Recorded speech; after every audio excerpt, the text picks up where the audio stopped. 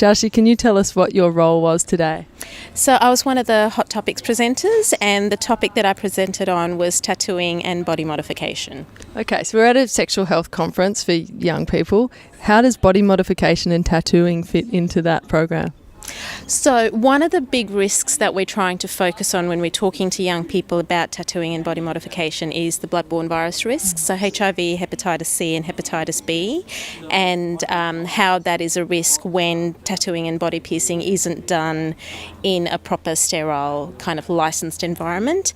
And the way it fits into a sexual health conference is 2 of those 3 blood-borne viruses are also sexually transmitted infections. So even if somebody were to contract a blood-borne virus through unsafe tattooing or body piercing, it will then have lifelong sexual health implications for them as well. And do you see a high incidence of tattooing and body modification that isn't done in sterile environments? I can only answer that question based on what I hear from young people, and even over the last 3 years of participating in PASH, what we're hearing is that there are a lot more backyard tattooing, which is what it's called, and it's basically where people are buying tattoo guns off the internet and using them at parties. So, parties where kids are around and, they get tiny little tattoos, love hearts, teardrops, that kind of stuff. And it isn't seen as a risk because it's so tiny, but it's not a sterile environment. Equipment may not be disposed of, like they may not be reusing equipment, so there are some real serious blood-borne virus risks associated with that. So what we're hearing from pretty much every group that I've ran is that people are aware of either somebody that they know who's had a backyard tattoo or somebody who owns a tattoo gun who, do tiny little artworks on friends and things like that. So it is very common, and that's why we're trying to get the information to young people as early as we possibly can before they're at a party and that opportunity is there for them.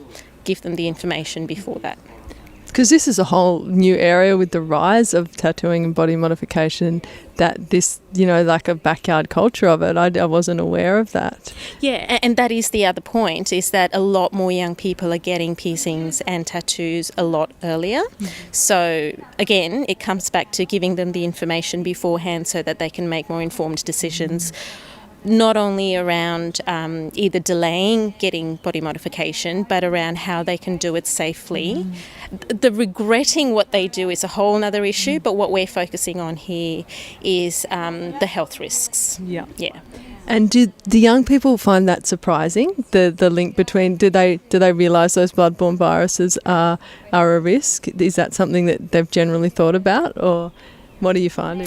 Not at all, because they're very aware of concepts like HIV. Well, not concepts, but infections like HIV, viruses like HIV, but the blood-borne virus stuff isn't generally spoken about within the school context because sexual health is a lot more prominent within the curriculum than blood-borne virus.